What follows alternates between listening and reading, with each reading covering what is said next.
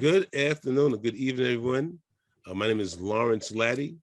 I am the host of Financial Independence Through Small Multifamily Investing. I myself just recently retired, but I also have some property here in the Bronx, New York. And I'm also looking to scale up this year. I am part of the GOB network, and also I am part of the Myers Methods tribe also, right? Tonight, like I said before, have a special guest. Like I said before, you cannot begin a new year with an old mind. New year, new mind. I've talked to Edmund numerous times, and we can get into it. We get in the mindset, and I'm in awe. And I'm gonna tell you something. When I asked him to come on tonight, he was telling me what he's going to talk about. I was driving. I was just giddy. I stopped at the light, and the guy's looking like I'm crazy, right? I'm just laughing. It's like it's about mindset. It really is for me. And it should be for everybody, because mindset is where it's at, right? Got to have an open mind and be ready to be willing to change. And this was about 2022. So Edmund, thank you again for coming. Thank you for taking time from your family to be here as a guest on Financial Independence Through Small Multifamily Investing. The floor is yours, sir. Thanks very much, Lawrence. It's a pleasure to be here, and thank you for asking me to be a guest. It's really a pleasure to talk to folks, and I really enjoy doing this. It's a big part of what I do. So I'm a coach, but for those of you, I know a number of you, and in fact, I know you quite well. But for those of you who don't know me, my background, I'm actually in Toronto. I spent about 20 years in financial services. So a majority of that for about a decade was in private equity, focusing mostly on real estate for high net worth investors, so accredited investors from day one. And I spent about over a decade managing high net worth money, including family office money. I was also a licensed stockbroker at the time as well. And I was managing family office money. So some of you probably know what that is. And towards the end, I also had a life insurance license. I did a lot of estate planning, that type of stuff. So one of the things that Lawrence wanted us to address and talk about tonight was this whole concept about mindset and about setting yourself up for success. It's a timely sort of conversation that happens most of the times in a January, that time period. Interestingly enough, in my time in financial services, it's something that I learned through the military. I also spent 10 years in the military. I was a boot camp instructor, did a whole whack of that stuff too. And I analyzed the methodology of how they set up people for success. And one of the things they started to talk about and one of the things that they train me to talk about is that success, whatever you want to achieve, success has to begin in your mind. It starts in your mind. The first person you have to convince that it will happen is yourself. And if you can't convince yourself, you're going to have a hard time convincing everybody else around you, convincing the people, the other sponsors, the other syndicators, partners that you're dealing with, and then eventually investors in your prospects. If you don't believe it, most people are not good enough actors to pretend that they can do it. You really have to believe it in your mind. And then as you do, it changes everything about you. It changes how you speak. It changes how you carry yourself. It changes your dress and deportment, everything. And when you start to believe it inside and start to project that out, then other people start to believe it as well. Other people can see it. So it's talking a little bit about confidence and having the confidence in yourself.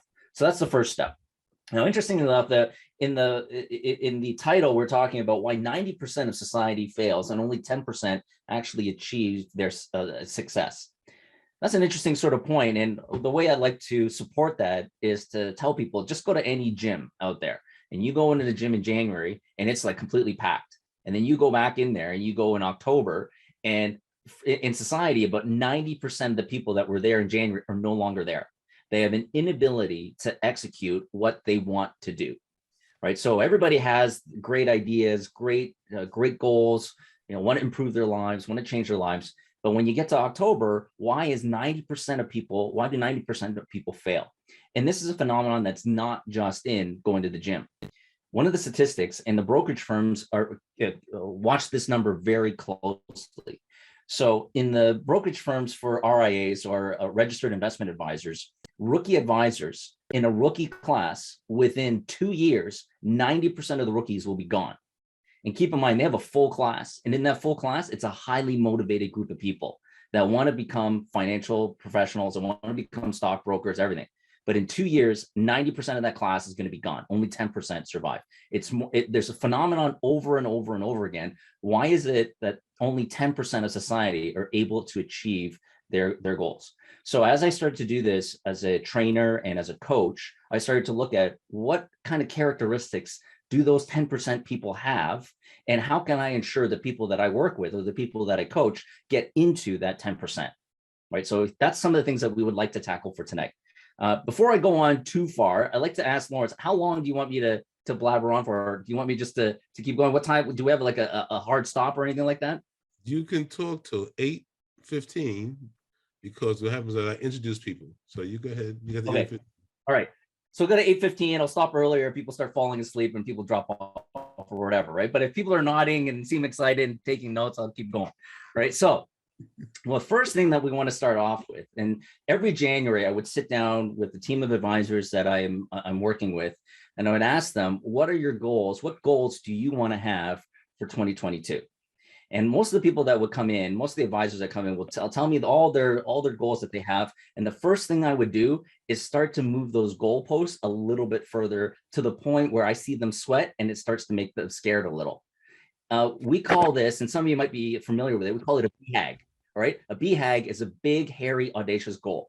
Now, you got to be careful with a BHAG. You don't want to have a big, hairy, audacious goal that is so far that is almost impossible for you to achieve. Right? So if I say like, I want to be a NASA astronaut in 3 months, right? It's probably unrealistic, not impossible, but highly improbable that a Canadian would end up in 3 months become a NASA astronaut, right? Very unlikely.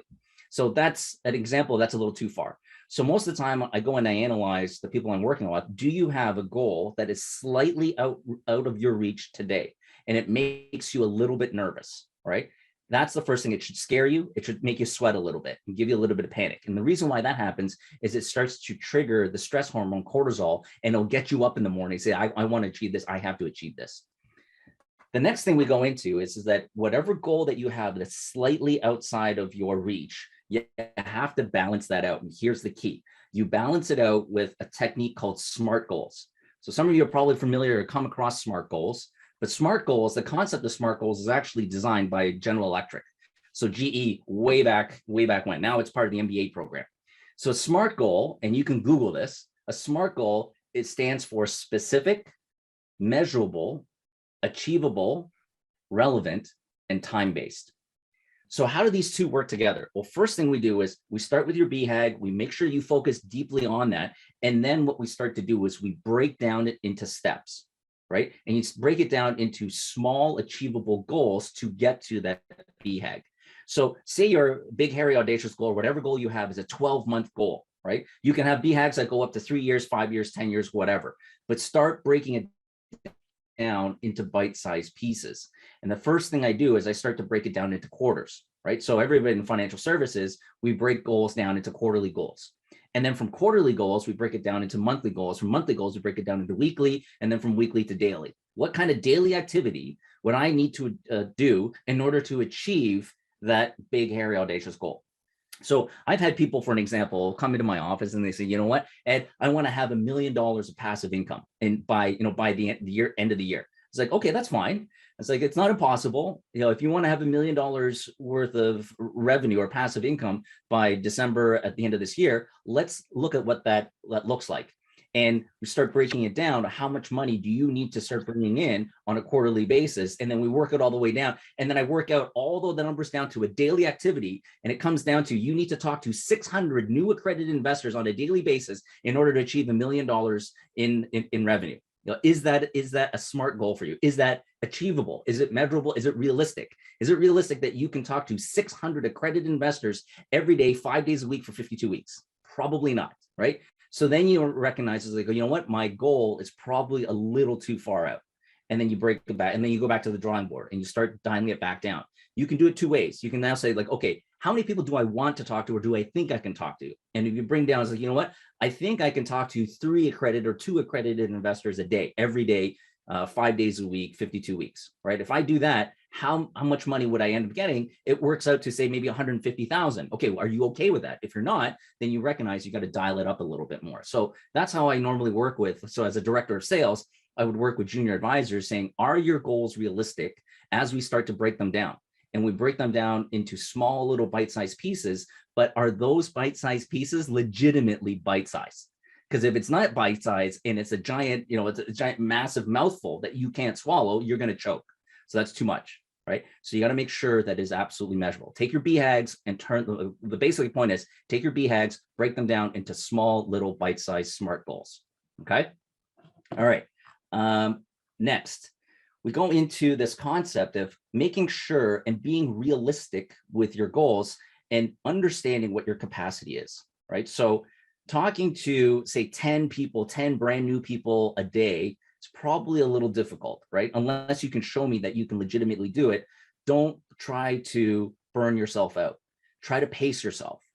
So for me, I was incredibly aggressive. So one of the number one reasons that I see that most people fail is that they miss the importance of being able to get to that 10% is not about how much you do to catch up. It's not about the quantity. It's more about the consistency. Consistency is the number one thing. So a lot of people talk about discipline, and discipline can seem like a negative word for people. People think of it's like being corrected by your parents or whatever, right? So that's not the discipline we're talking about.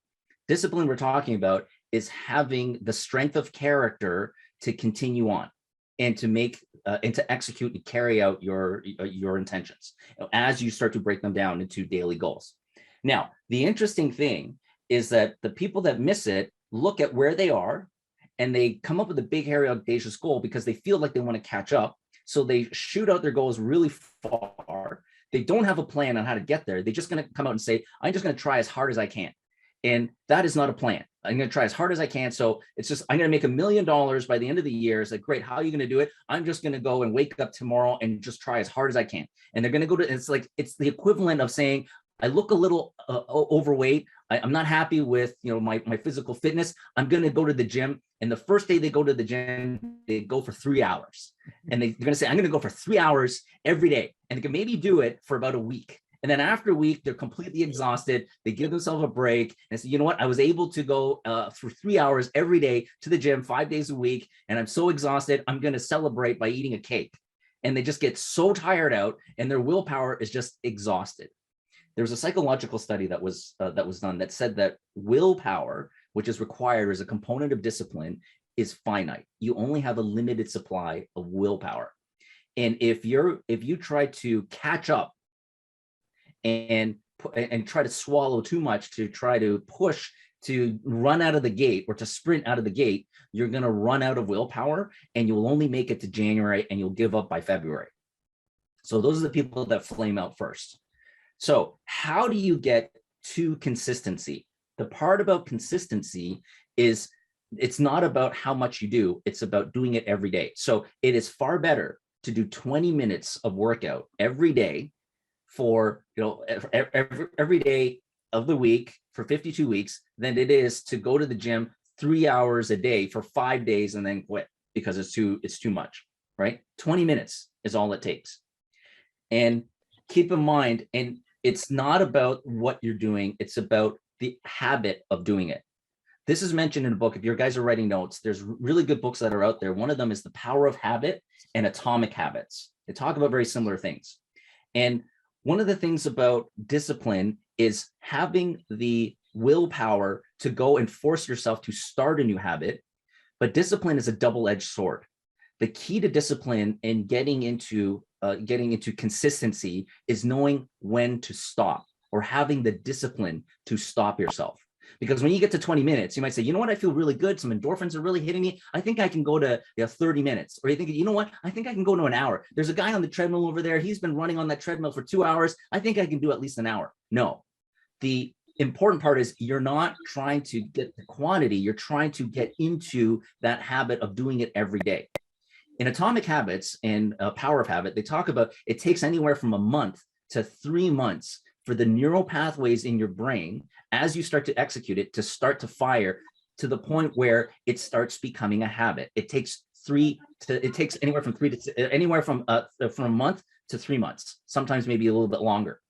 Once it starts becoming a habit or a part of your life, where it just becomes routine that you go to the gym, then because you're doing so many repetitions, then you can start to increase the amount, but only then. So it's more important to get into the consistency than it is to get into the actual thing of what you're doing. So if you take a look, and the reason why I'm using the gym is because it's an easy sort of example. But say if you take a look at your BHAG, you break it all the way down to your SMART goals and your small little SMART goals, then you take a look at what do I need to do. So if you're a prospector and you're looking for new investors, you might say to yourself, I want to meet one new person that I didn't know yesterday today. So my goal is just to meet one new person, and it doesn't have to be an investor. It's just a new conversation. Get into the habit of just being comfortable about meeting a new person. Make it measurable, make it easy, and then push yourself, because once you start to get into the habit and becomes routine that you always meet a brand new person every day, then you can start changing it. I want to meet 2 brand new people, but don't change that volume until it becomes routine for you, becomes a habit for you. And just keep going and keep building on that, right? So break down your BHAGs down to SMART goals that are realistic. Take your SMART goals and make sure that they're easy for you, and have the discipline to stop and not keep going.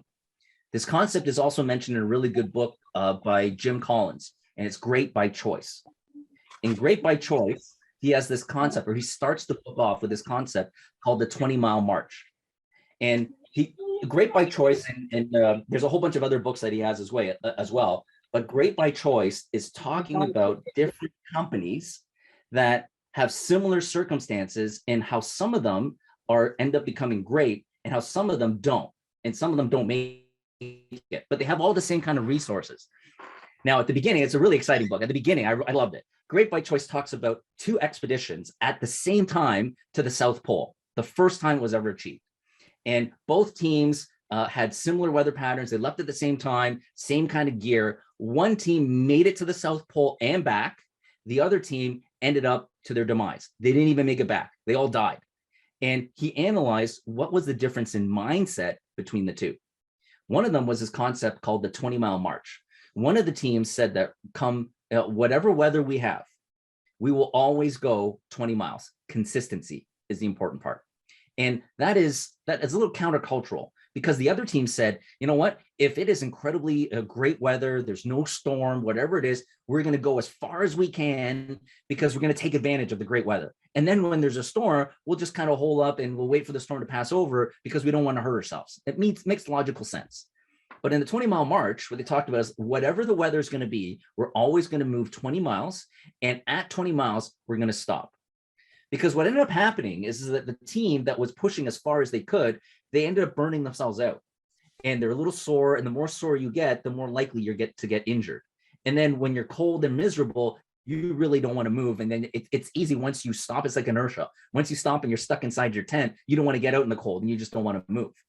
But when you commit to, I'm always going to move 20 miles and stop and never move any further, they were moving 20 miles, whether it's a bad weather, whether it was great weather, and they never exhausted themselves. They never overstressed themselves, but at the same time, they pushed themselves when necessary. That's how the team got to the South Pole and back, by being consistent. That's the more important part. So if you think what is one of the key things of success of a 10%er, it is consistency. It's having the discipline to push yourself, but the discipline to also say stop, no more, and then be able to have that and to keep that consistency going. So that's another big important part. Another part of success, or how successful people or how the 10% people think, is this concept called internal locus of control and external locus of control. Locus of control is a Latin term. It's Latin for location of control. Internal locus of control are people that take ownership for everything around them.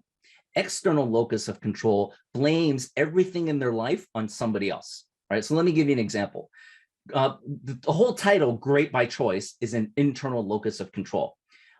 it's to suggest that you can be great by choosing to be great, as opposed to how to be lucky, how to be great by luck, right? Luck is an external locus of control, because you can easily say, I'm not great because I don't have any luck, because you didn't have any choice in it. It was just luck. That's an external locus of control. People that are in a 10% position recognize that I have an ability to have a locus of control where I can choose to be great. The other examples that you'll commonly hear with people with external locus of control are things like, you make me so mad, right? When you say that you make me so mad, it means that it's not me choosing to be mad, it's the way that you act, and then it forces me to be mad, right? That's an external locus of control. And recognize people with external locus of control are controlled by all the things around them. So if all the things around you are affecting what you're doing, it will have an inability for you to choose to have that goal, to choose to have that success. Once again, it is a mindset change. Take ownership of everything around you and say that I'm in the situation I'm in because of the decisions that I made. Own it. Own it, as good or as bad as it is. It is upon you. And if you don't take ownership and you don't have a very strong internal locus of control, you'll start to slide out of the 10%. So people that are very firmly set in the 10% are people that have a very strong internal locus of control. That I can control my world around me, I can control my destiny, I can control how I respond, and I can control my emotions. If I don't, and it's like, I'm not successful because my boss is a jerk, or I'm not successful because of I'm this person, that person. I'm not successful because I was, born in this area. I was born in a wrong family. I'm not successful because of. If you always make those kind of excuses, success will pass you by, right? You won't be able to grab it. If you start to control it and say, I choose to be upset, I choose to be angry, I choose to be happy, I choose not to be a victim, I choose to be successful, all these types of things are starting to take control of your life. You can't control your destiny if you don't take full control of your life and what happens to you, right? Own it. So that's part of people that are successful. The next part I'd like to talk about is we're curating your life is another important part. When you have a big, hairy, audacious goal, there's really no room for extra fat. And it requires a really strong positive mindset. And how do you start to force that? One of the first things that you want to get into is curating your life. There's another great book called Curating Your Life, and I thought it was wonderful. Curating your life is being very intentional with who, one of them is who you grant access to your life, and start to be very intentional of who you grant access and protect your mindset. So when we talk about mindset, there's a concept I used to explain to people, or I explain to people, in that there's really two value systems that everybody lives by. The two value systems, the first one is your conscious values and then your unconscious values. And everybody has these. Your conscious values is when you're nice, cool, calm, and collected, you're relaxed, and people ask you, what are your core values? What core values do you want to live by? Who are you, right? What are your strong intentions? And those are your conscious values. You write them down. And then there's a whole set of other values that are called your unconscious values. What are your unconscious values? Unconscious values is what happens to you when you're hammering like a nail and the hammer hits your finger, right? That instantly pushes you into your unconscious values. So what you say, what you think when you're upset and when you're angry and when you get emotional, those are your unconscious values, right? So when you're stressed out, when you're tired, when people are angry at you, when somebody's yelling at you, how do you respond? And look to how you've responded in the past when you're under incredible stress. I think it was Nancy Reagan that said, a true test of a woman is when you put her, it's like a tea bag. When you put her into hot water, you'll sense the real flavor, or you'll understand the real flavor. And you can say that about anybody, right? When you put them in hot water, the flavor that comes out is the real person that's behind it, right? Those are your unconscious values. So recognize who you are when you're under stress, and then recognize why that happens. It goes into a little bit of psychology. So sales, which I'm a specialist at, high-level sales turns into psychology. And part of it is this, is that when you take a look at the brain, when you come under stress, when you're tired, when you're angry, when you get emotional, what that basically does is it triggers a system in your brain called the limbic system. And the limbic system sends out cortisol, the chemical cortisol in your system. And what cortisol does is a stress hormone, and it shuts down all non-essential functions. It shuts down your liver, it shuts down a digestive system, a whole bunch of systems and organs that aren't required for fight, flight, or freeze. So when you're under stress and you get angry and you instantly go into this fight, flight, or freeze. That's it. There's no rational thinking anymore. And that's why you go into these unconscious values. And cortisol to go through your system can save your life. Like back in the primal days when humans were in the jungle, cortisol would save you from a saber-toothed tiger. It teaches you, it would tell you whether to run away or whether to fight the tiger. Mm-hmm. But in modern society, in the business world, there's a lot of people out there in society that don't realize this, but they're under chronic stress and they have cortisol flowing through their system all the time. And it's not designed, the body wasn't designed to do that. And when that happens is there's a majority of people out in finance and on Wall Street that's making decisions on their unconscious values, not realizing they're their unconscious values. They want to live by their conscious. They think they're good people, but when you put them under stress, they become somebody else. And they don't realize the decisions they're making are based on their unconscious values. So how do you stop that? How 10%ers stop that? One of the things is recognize that your mind your mindset can throw you into that, and recognize when you're under stress. And curating your life as part of that is to eliminate as much as you can and be very guarded and careful about who you enter into your inner circle if they put you under stress. So start curating the relationships that you have, the people that you have.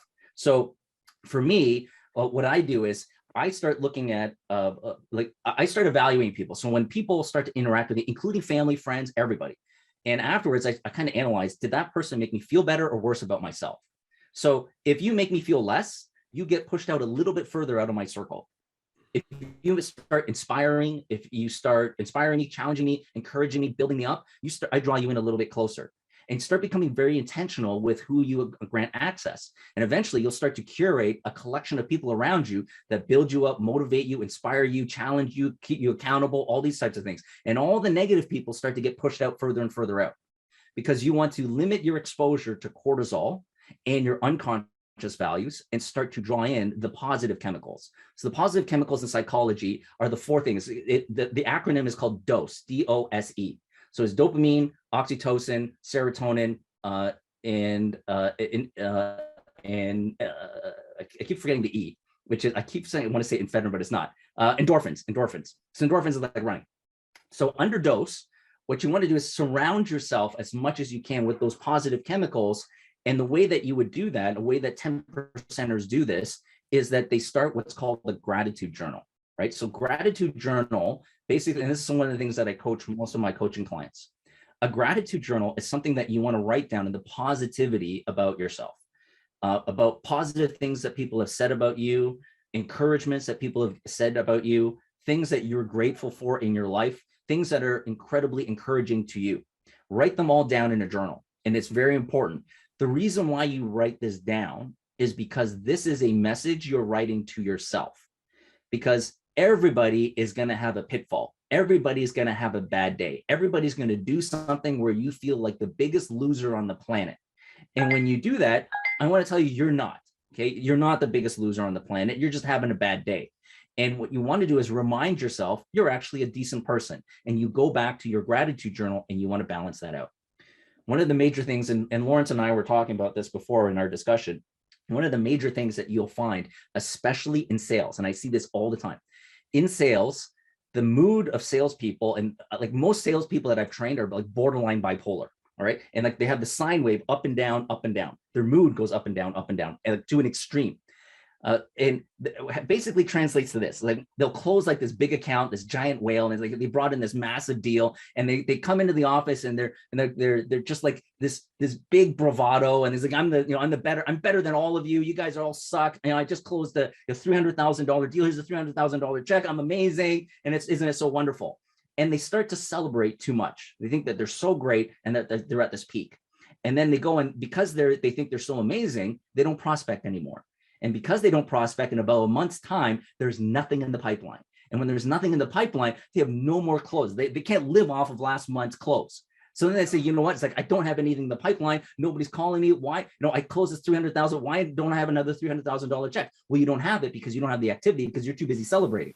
And then, by the way, that $300,000 person calls and they say, you know what? On second thought, I'd like to pull my investment back out because I didn't realize that there's some conditions on here. So that 300,000 turns into nothing. And the person's got nothing in the pipeline. Then he says, I'm the biggest loser. I'm a complete fraud. I was the worthless. I shouldn't be here. Like everybody else is better than me. I was like, I'm just going to go and drag myself over broken glass. And I'm like, no, you're also not the worst person on the planet either. Okay. It's like you screwed up, but you're not the worst. So what we want to do is we want to knock off the highs and we want to knock off the lows. So as a manager, as a coach today, what I do is I help people and I watch people for those highs and lows, and you knock them down. The way that you knock them down is I used to tell people, when you celebrate, the best way to celebrate a great win is to get back on the phone, get back to prospecting, get back. And instead of, popping champagne and all this type of stuff, keep going, because you go back and you remember your BHAG, right? Remember your SMART goals. You got to be consistent. Right. So it's great. Congratulations. That's a great job. As soon as you are happy about it, the next thing you got to think about is SMART goals, BHAG, and then keep going, keep pumping. Because all you've done is like riding a bicycle. All you've done is you've pushed down on the left pedal. You got to now start pushing down on the right pedal. And then you can push back on the left pedal again. Right. You can't ride a bicycle just by pushing one pedal once and expecting to get somewhere. Right. You got to keep going. And then on the lows are the way that you knock that off is go back to your gratitude journal. Remember when this person said this to you. Remember that most people haven't been able to get to as far as you are, right? So don't stew in your negativity too long. Look at your gratitude journal and say you're not the worst person on the planet either. Most things that I explain to people is, if you take a look at who you are right now, it's kind of like everybody's kitchen. I explained, all right? So it's not black and white. You're not the best salesperson or the best person in real estate syndication, but you're also not the worst. Kind of like people's kitchen right now. Nobody's kitchen right now is absolutely immaculate, and nobody's kitchen is a complete disaster.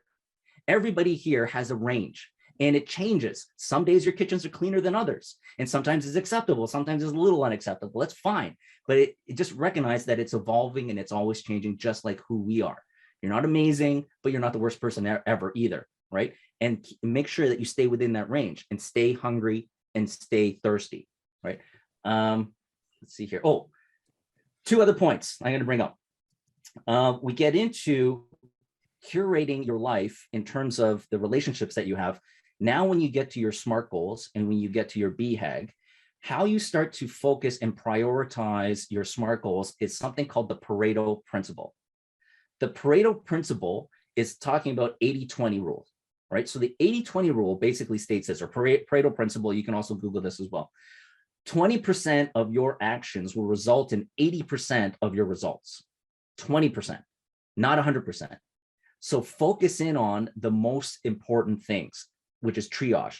Look at what are the 20% activities of all of the to-do lists and all the goals that you have, or all the small little tasks that you have.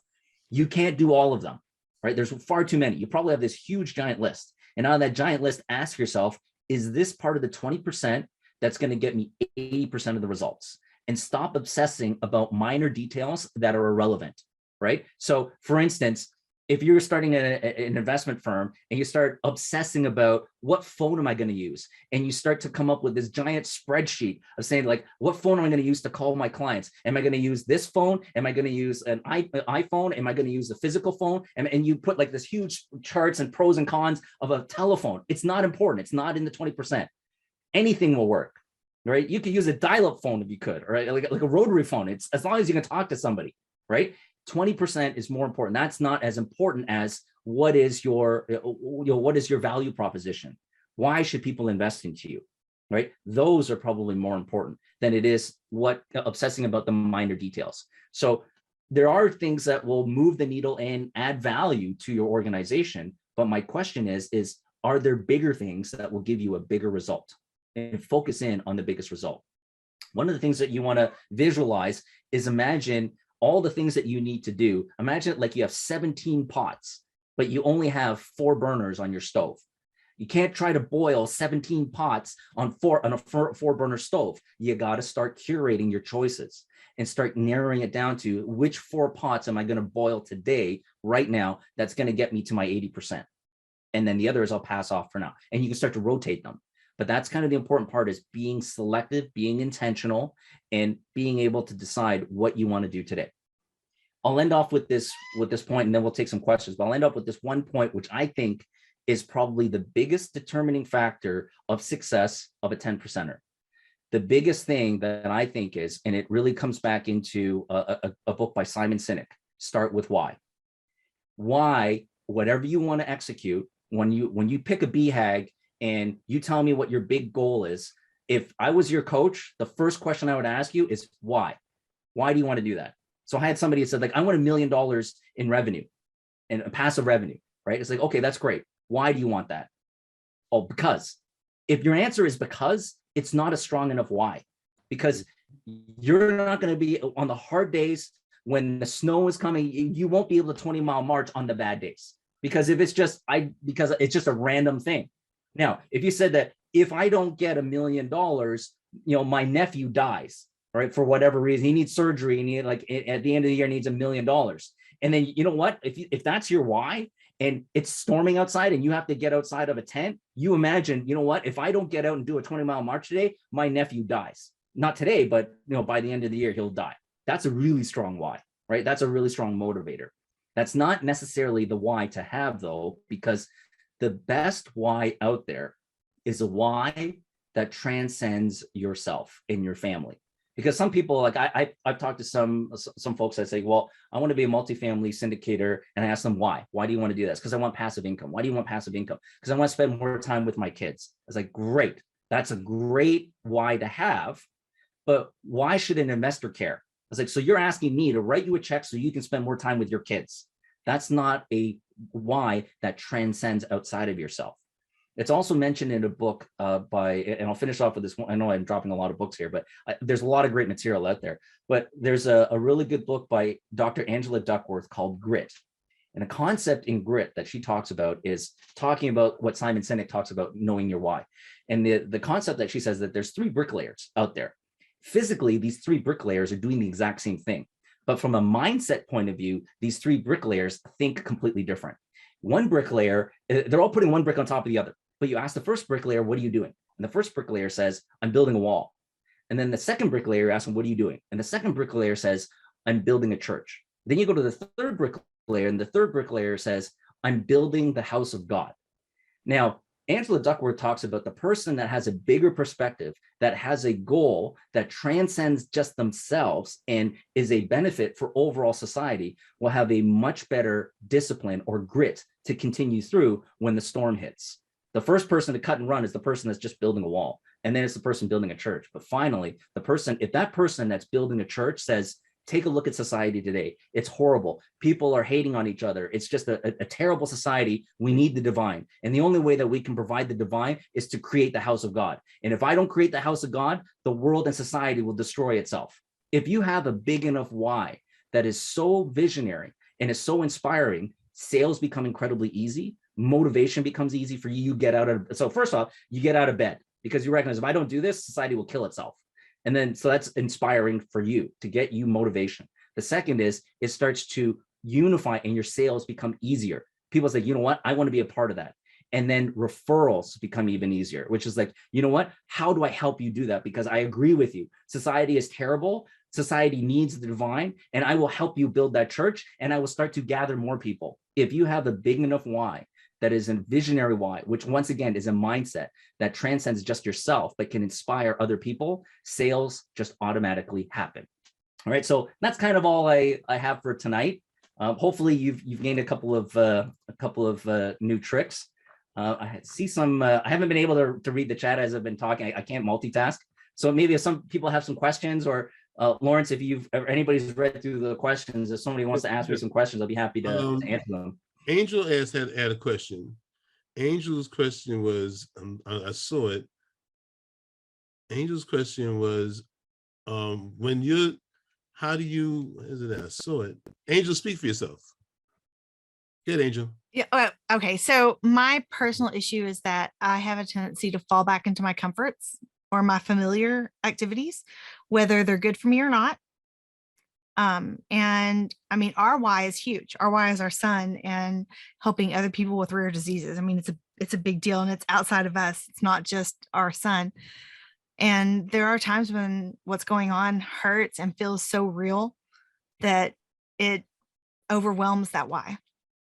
And I don't know how to get my mindset set in such a way that that doesn't happen as frequently.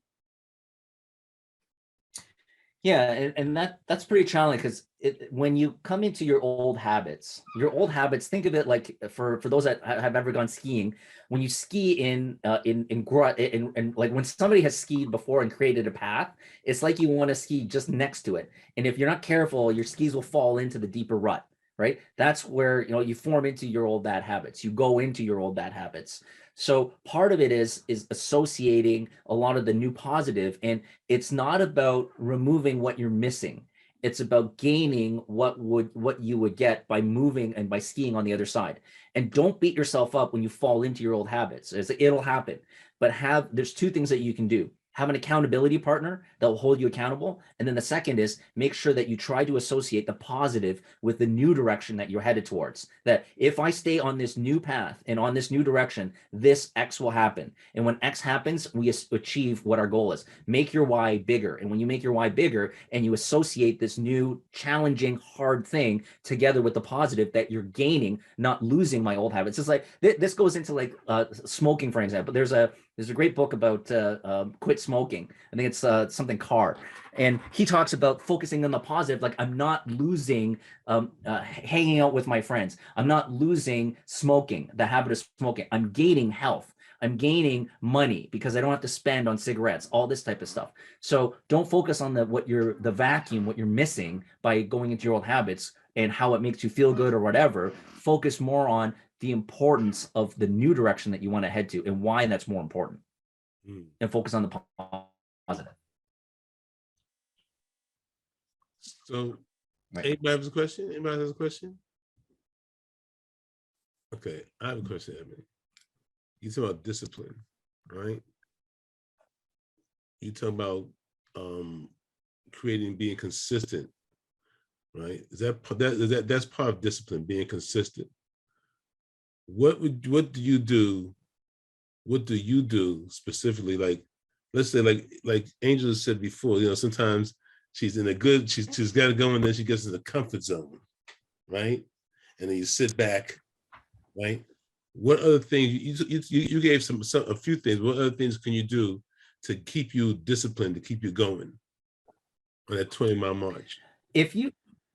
Yeah, that's great. If you fall back to your old habits and you have like your goals and you have your SMART goals and you want to start a new habit, try to be gentle on yourself, which is, don't to say that, you know what, today I'm going to start 10 new habits, right? And you're going to do them all at once. It's like, it's too much for you to handle. You're going to try to boil the ocean. Try to turn that into one.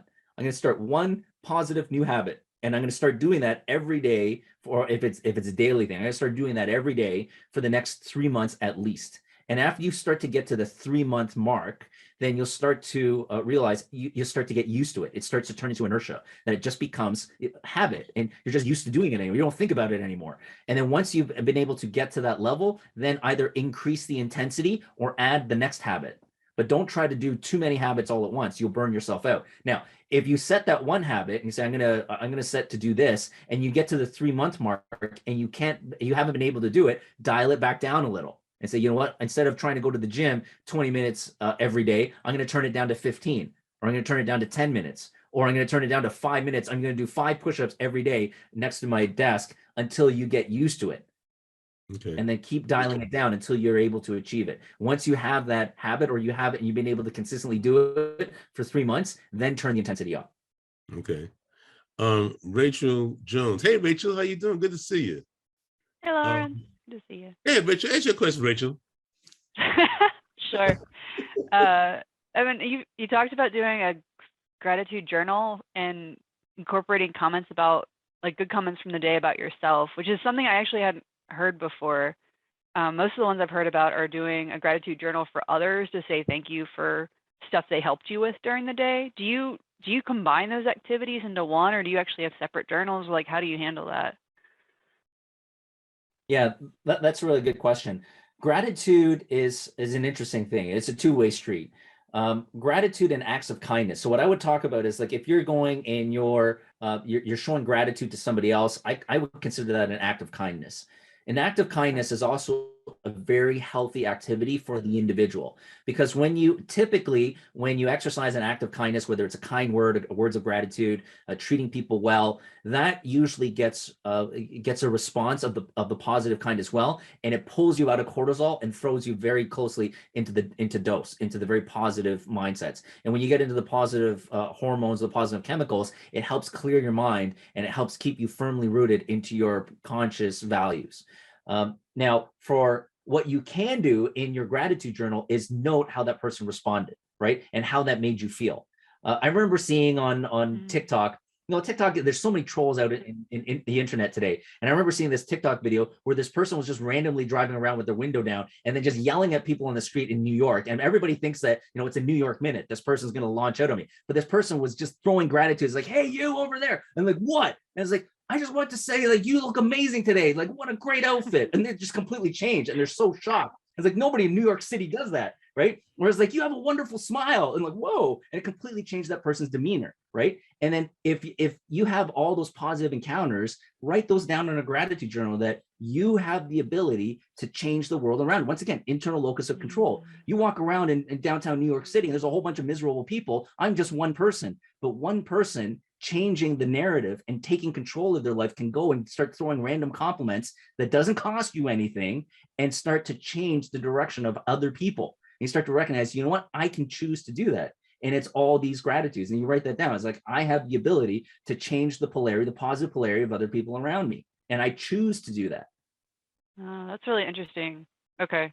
No, I understand now. Right? Yeah, that's a different perspective on it than I thought before. That's really cool.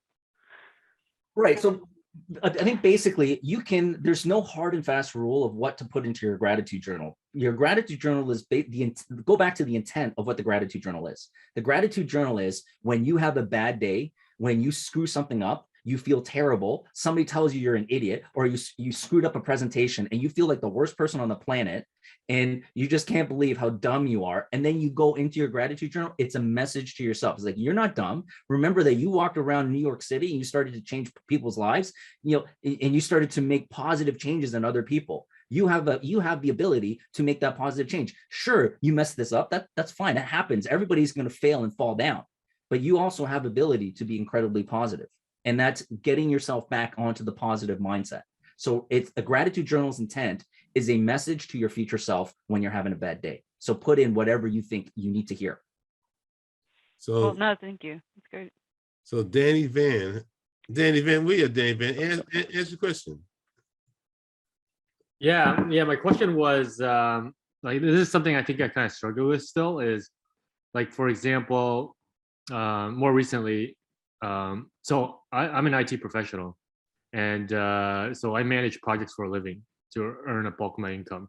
Now, I had somebody tell me from my team that, I guess in a nice way, that I wasn't doing my job well, and he was questioning my ability and my leadership abilities. And so I think the question to Edmund is like, well, like is action always the answer on how to respond to situations like that? Like, how do you manage yourself emotionally so that you don't like sidetrack yourself? Like, how do you control those, like that frustration and anger?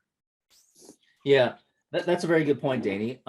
When it comes to external factors that people are telling you that your activity or your ability is subpar, what you try to do is, for me, in terms of the mind, I pull myself out of my body, kind of like mentally, and I say, like, let's analyze the situation. How could I have done this better? In your view, what would you classify as success? What would I have to have done in order for you to give it a check mark? What do and I used to say this to investors all the time. What do I need to do? Like, if I didn't perform to your satisfaction, what would I need to do that confetti falls out of the sky and I completely hit a home run? What do I need to achieve? Is it possible? Right? And then they would tell you, it's like, well, you need to do, like, I would have expected you to be able to do this, and this. And you just analyze the situation like it was a case. So pull out the defensiveness, is that it's not an attack on you personally. It's attack on how you executed something, and just recognize this person wants me to get better. recognize that for most people, everyone in this on this meetup is going to fail. You're going to fall on your face, right? It's inevitable. But when you fail and you fall on your face, there's two ways. Once again, internal locus of control. There's two ways that you can interpret that. You can decide, I'm a complete failure. I'm never going to try that again. That was way too embarrassing. But every single person that's walking around today fell on their face and fell on their butt. And when you're a baby and you're trying to walk and you're incredibly unstable, if you decided the first time you tried to walk and you fell flat on your face and it's like, that was the most embarrassing experience, all my aunts and uncles were laughing at me, I'm never going to walk again. I was like, no, you got up and you kept walking, you kept trying it, you kept pushing yourself. And as you kept pushing yourself, today walking is, most people take it for granted, right? It's so simple for you. So things that, and this is one of the things that I teach people is that BHAGs and things that scare you today, when you break them down into small little bite-sized pieces and you start to get consistency, the things that scare you today will become tomorrow's routine. The things that scare you today, your goals that are scary for you today, will one day, if you stay consistent at it, will become routine. If I were to tell you right now that you and I, imagine you and I are on a 747 and the PA comes on and says that, you know what, the pilots have passed out, they had a heart attack, and can you two fly the airplane? We would freak out. All right. It's like, I don't know about you, but I don't know how to fly a 747. And my stress level would go through the roof. Right. So it'd scare me to death. Right. But there are people in the world that fly 747s that are bored out of the mind, that is so incredibly routine. The only difference is experience and time, right? And training. So experience and training. So as if you start to execute experience and training, you have the right coach that have been there before and they train you, whatever scares you today will one day become boring and routine for you. Okay. All right. Got it. Thanks. Well, Edmund, I want to say thank you for coming tonight. Thank you for pouring into us a new mindset, a way to create a better mindset for this year here. Once again, you cannot come into this year with an old mind. You got to have a new mind. And I'm going to put a quote out there. I heard this the other day on a motivational tape, right? Because that's why I would go to the gym. I used to listen to music. Now I listen to motivational tapes. And this came out, I listened to this today. I was like, I need to write this down. And it says here, discipline is a choice between what you want now and what you want most. Right? That's what discipline is. And I was like, Dad, I had to stop. When I was listening to the tape, I had to stop doing the set. Wait a minute, what? Right? Discipline is the choice between what you want now or what you want most. So the question I put out to everybody tonight is, what do you want most for this year? And thank you again, Edmund. And thank you everybody for coming. I appreciate everybody for coming.